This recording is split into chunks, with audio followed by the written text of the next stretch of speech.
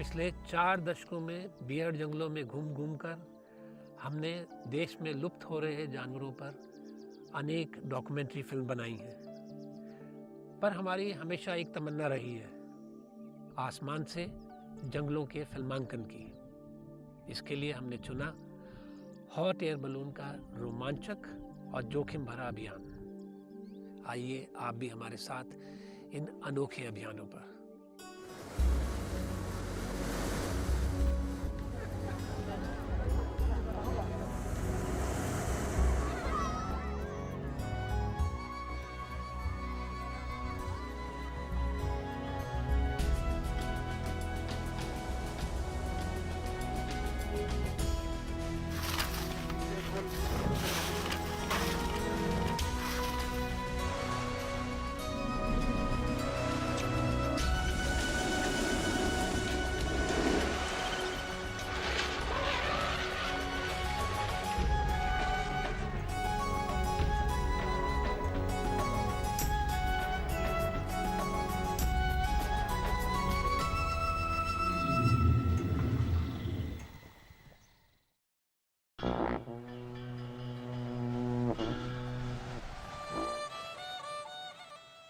बादलों को छूती, बर्फ से लदी, दुनिया की तीसरी सबसे ऊंची चोटी कंचनजंगा।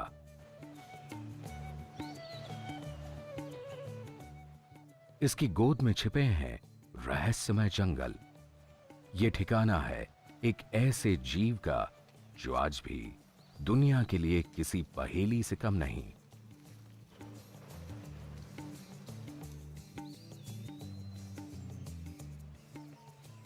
हिमालय की तलहटी में मिलने वाले फायर कैट यानी रेड पांडा की खोज में हमारा मुकाम है पूर्वोत्तर भारत में सिक्किम।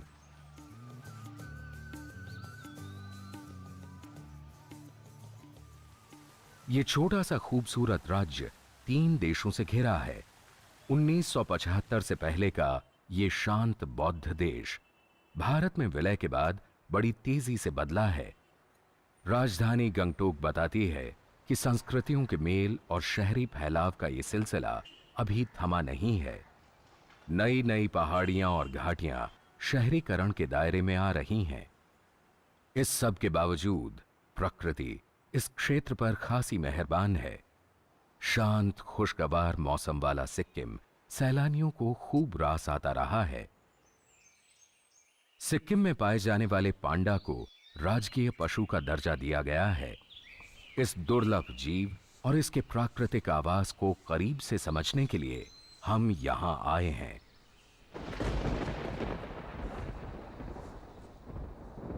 ऊंचे शिखर, तीखी ढलानों वाली गहरी घाटियां, 7300 वर्ग किलोमीटर के इस क्षेत्र में पेड़ पौधों की हजारों प्रजातियां मिलती हैं। इस ठंडे नम प्रदेश में करीब 4000 मिलीमीटर तक वर्षा होती है।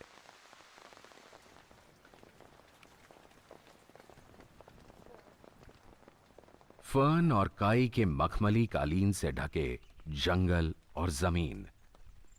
उमस और ठंड के इस अद्भुत मेल के बीच प्रकृति ने अनोखा जादू रचा है। फूलों को प्यार करने वालों के लिए सिक्किम जन्नत है।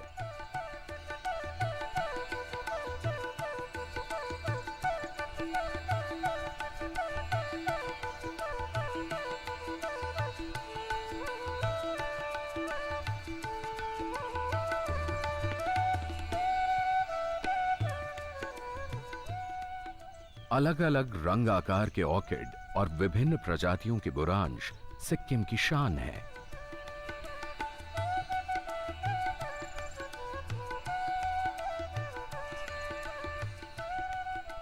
हाल के कुछ वर्षों में सिक्किम ऑर्किड की खेती और निर्यात के अहम केंद्र के रूप में उभरा है। यहां बुरांश की 20 से ज्यादा किस्में मिलती हैं। इस संपदा को बचाए रखने के लिए एक सैंक्चुरी बनाई गई है।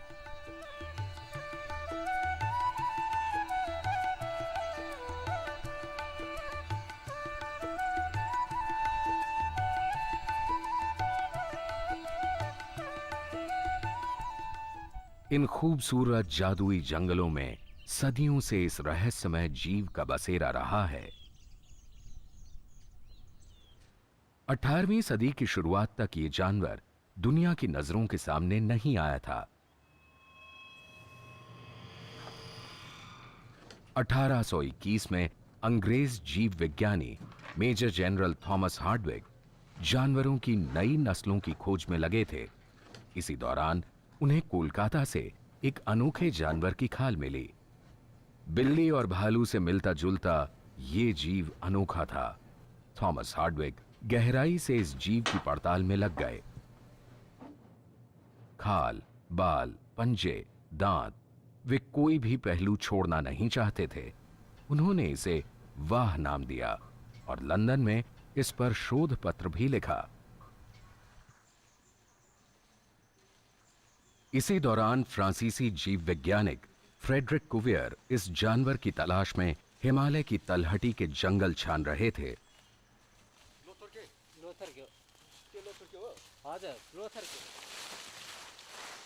कोहरे में डूबे जंगलों में यह तलाश आसान नहीं थी।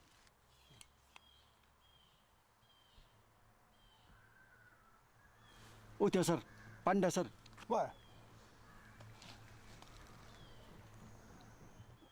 आखिरकार एक रोज उन्हें कामयाबी मिली। पेड़ों के ऊपर आग जैसा गोला।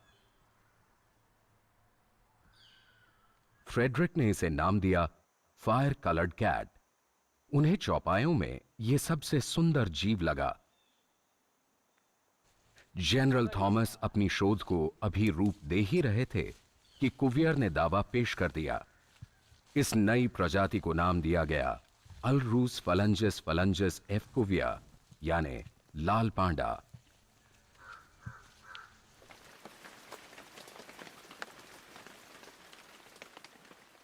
इन जंगलों में हमारी टीम को आज इसी शर्मीले लाल पांडा की तलाश है। इसे ढूंढ पाना न तब आसान था, न अब है। इसकी खोज में हम यहां पहले भी आ चुके हैं। घना बीहड़ जंगल, कीचड़, फिसलन, तेंदुओं और भालुओं का खतरा और खून चूसने वाली जोंकें। पांडा को ढूंढने के लिए क्षण भर रुके नहीं कि जोंकों का हमला शुरू।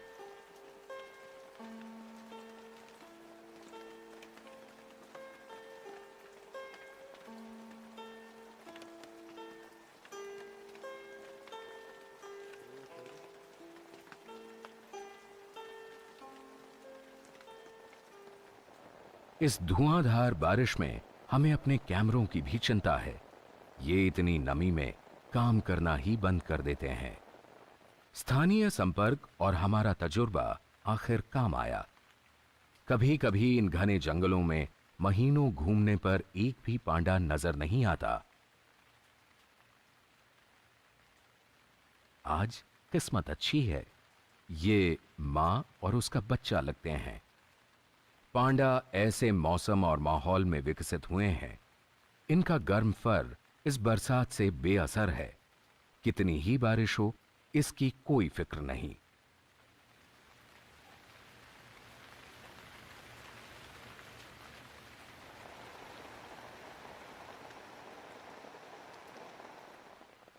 ये सुबह शाम ही सक्रिय होते हैं। ज्यादातर वक्त ये पेड़ों पर ही गुजारते हैं। केवल खाने और जोड़ा बनाने के लिए ये नीचे उतरते हैं। बांसों से ढकी पहाड़ी ढलानें और घाटियां पांडा के प्राकृतिक आवास हैं। बांस के नरम पत्ते और कोंपले इसका मुख्य आहार हैं। मौसमी फल, मशरूम, चिड़ियों के अंडे बच्चे और कीड़े मकोड़े भी ये खा लेता है।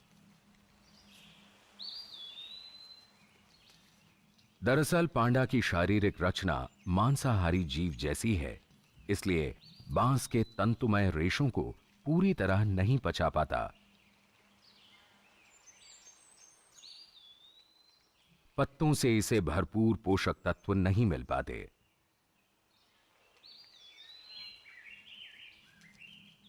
12-13 घंटे पेट भरने में गुजारते हैं, बाकी समय ऊंचे पेड़ों की सुरक्षा में सोते हैं।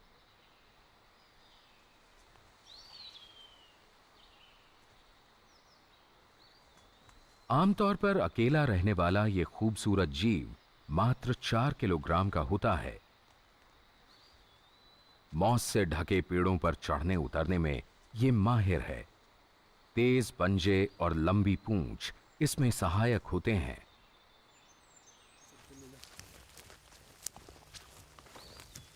रोशनी कम हो रही है और बारिश तेज, लेकिन हमारे दिमाग में तो बैलूनिंग ही घूम रही है।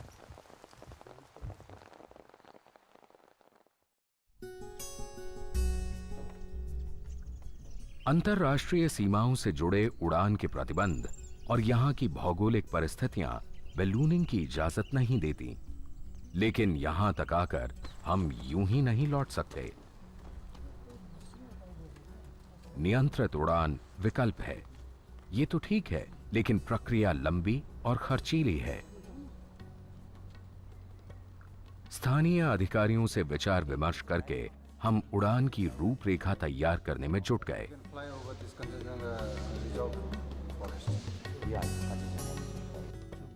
तैयारी शुरू। हमने इस प्राकृतिक सौंदर्य को गरुड़ की निगाह से कैमरे में कैद करने के लिए हेलीकॉप्टर के नीचे एक छोटा कैमरा लगा दिया। इसका कंट्रोल हमारे हाथ में रहेगा।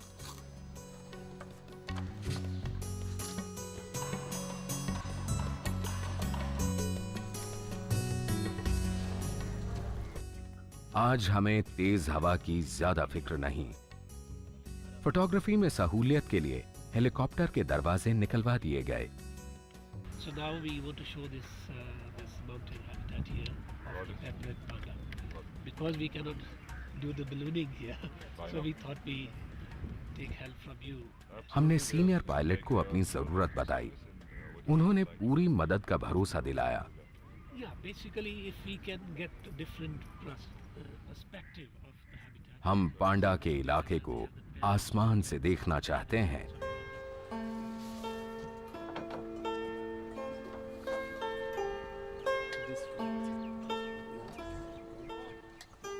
पायलट ने अपनी तसल्ली की।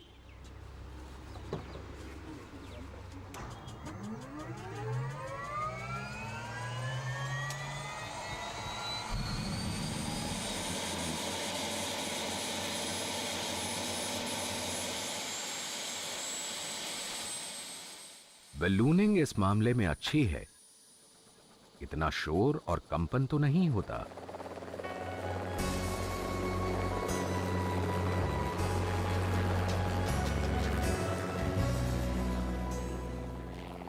आसमान से नजर आता है कि गंगटोक का फैलाव किस हद तक हो रहा है।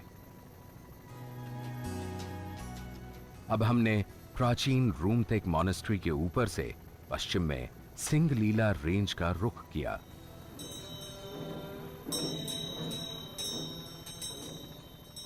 कंचनजंगा का ये इलाका अनेक पौराणिक कथाओं से जुड़ा हुआ है। यहां के लोगों के लिए कंचनजंगा देवी का रूप है, जो शांति और समृद्धि देने वाली है।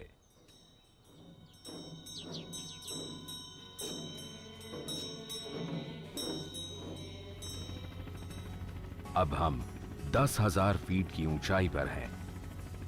यहां पर 20 किलो वजनी कैमरे के साथ बाहर झांकते हुए फोटोग्राफी आसान नहीं है। हवा के थपेड़ों और हेलीकॉप्टर की जबरदस्त थरथराहट के बीच जरा सी लापरवाही जानलेवा साबित हो सकती है।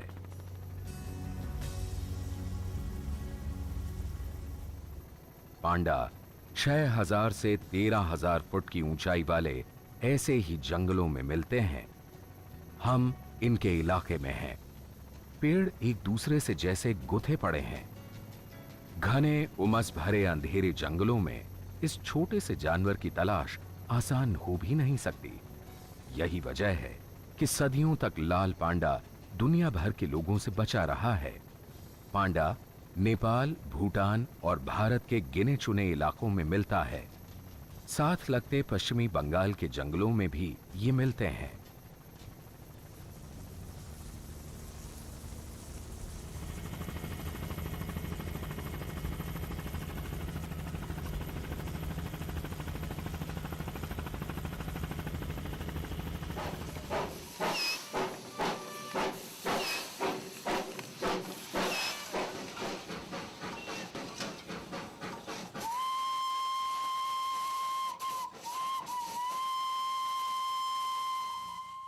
कभी अंग्रेजी हुकूमत की ग्रीष्म राजधानी रही दार्जिलिंग के आसपास भी पांडा देखे जा सकते थे।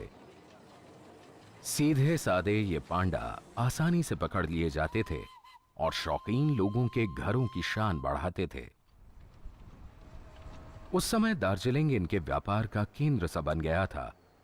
अब बात कुछ और है। आज यहां का पद्मजा नायडू जियोलॉजिकल पार्क इसके प्रजनन और संरक्षण में महत्वपूर्ण भूमिका निभा रहा है। 1958 में बने 44 हेक्टेयर में फैले इस चिड़ियाघर में पांडा को अपने प्राकृतिक आवास जैसा माहौल मिलता है। हर साल यहां 3 लाख के करीब लोग आते हैं और चिड़ियाघर का मुख्य आकर्षण पांडा ही है। ये एक संरक्षित प्रजाति है जिसे जंगल से पकड़ना, पालना या मारना गैर कानूनी है। In the evening, they go down to the ground and search for. यहां तक कि इन्हें चिड़ियाघरों के लिए भी नहीं पकड़ा जा सकता। प्रजनन को बढ़ावा देने के लिए कुछ पांडों को यूरोपीय देशों से लाया गया है। इनके खाने का यहां खास ख्याल रखा जाता है। ताजे फल, ब्रेड, अंडा, दूध, चीनी आदि पौष्टिक तत्वों से भरपूर आहार दिया जाता है।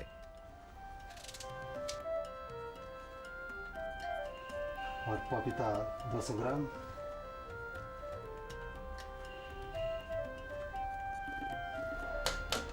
एक पांडा के लिए हम लोग एक अंडा देता है, तो इसमें हम बाल्टी में डाल देता है। जहाँ अंडा दिया उसके पास डाल देता है,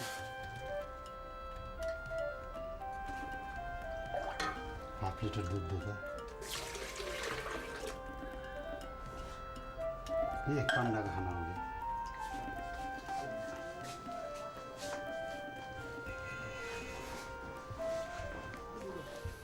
इसके अलावा इन्हें ताजे बांस भी उपलब्ध कराए जाते हैं।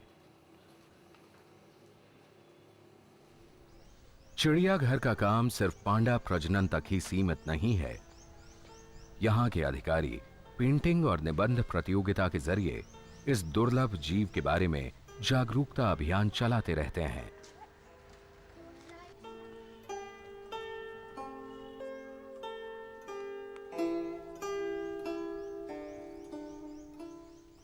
पांडा का नाम आते ही चीन के काले सफेद पांडा की तस्वीर उभरती है। हैरानी की बात है कि लोग अपने ही देश के इस खूबसूरत जीव लाल पांडा को नहीं जानते। Meters they spend the day sleeping on trees with their tails with the hat around their head. In the evening, they go down. पांडा के वर्गीकरण को लेकर जंतु वैज्ञानिकों में काफी मतभेद रहे हैं। एक समय इसे भालू और बड़े पांडा के समीप माना जाता था। हाल ही में डीएनए अध्ययन के आधार पर इसे रकून के ज्यादा निकट पाया गया है। पांडा की कुछ आदतें बिल्ली परिवार से भी मेल खाती हैं। शोर शराबे या किसी और वजह से मादा अगर घर बदलती है तो बच्चे को बिल्ली की तरह मुंह में उठा लेती है। यह तरीका बच्चे के लिए सुरक्षित है। आज अधिकारी कुछ दुविधा में हैं। मां अपने बच्चे की ठीक से देखरेख नहीं कर रही। बच्चे को निकालना ही एक विकल्प है। केंद्र सरकार और अंतर्राष्ट्रीय सहयोग से चलाए जा रहे इस प्रजनन केंद्र को अच्छी कामयाबी मिली। जंगल की अपेक्षा यहां मृत्यु दर में कमी आई है। इस चिड़ियाघर में 1994 से अब तक 30 से ज्यादा बच्चे जन्म ले चुके हैं। ठीक है, 280 ग्राम, 278 मान लीजिए। बिल्कुल प्राकृतिक आवास में पांडा 1 या 2 बच्चों को जन्म देती है। 6 से 8 माह तक बच्चे मां के साथ रहते हैं।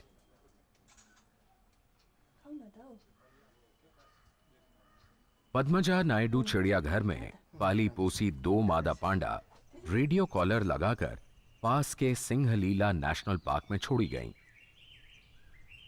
ये दुनिया में अपने किस्म का पहला प्रयोग था।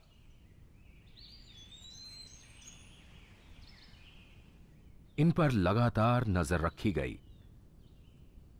ये देखना महत्वपूर्ण था कि चिड़ियाघर में पले पांडा जंगल की चुनौतियों का कितना मुकाबला कर सकते हैं। नतीजे उत्साहवर्धक थे।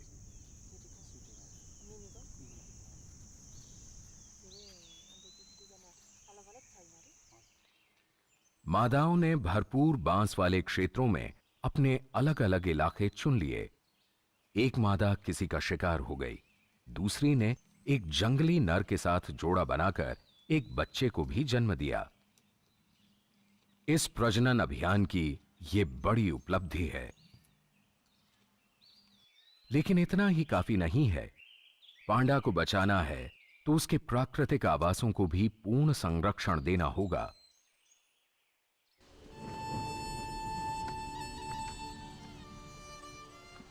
इसके मुख्य भोजन बांस को बचाए रखने के लिए हर संभव उपाय जरूरी हैं। वन विभाग के लिए इतनी लंबी खुली सीमा की हर समय चौकसी करना मुश्किल काम है।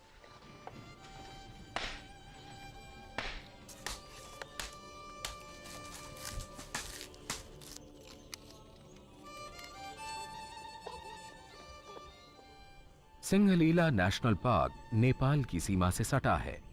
केवल एक कच्चा रास्ता यहां दोनों देशों को अलग करता है।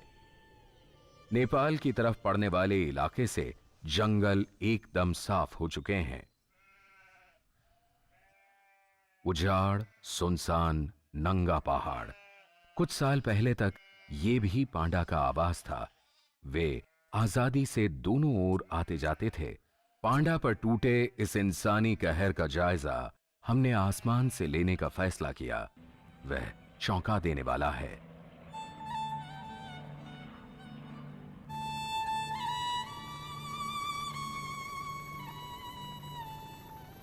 मनुष्य का लालच सभी सीमाएं लांघकर हिमालय को तबाह कर रहा है। जंगल, खेत और बागानों की बलि चढ़ रही है। जंगलों के टुकड़े टुकड़े हो गए हैं।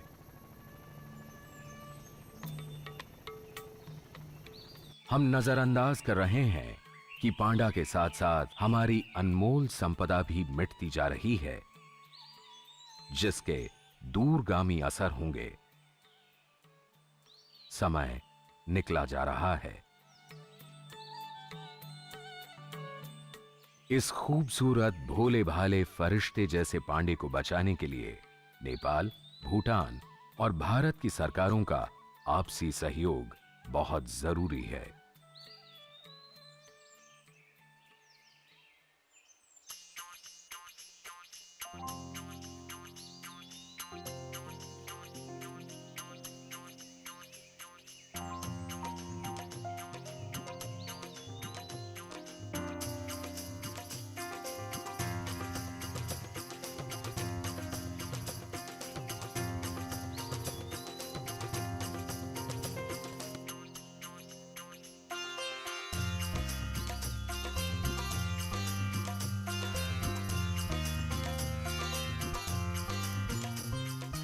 तैयार रहिए अगले हफ्ते बेदी बंधुओं के साथ एक और दिलचस्प सफर के लिए।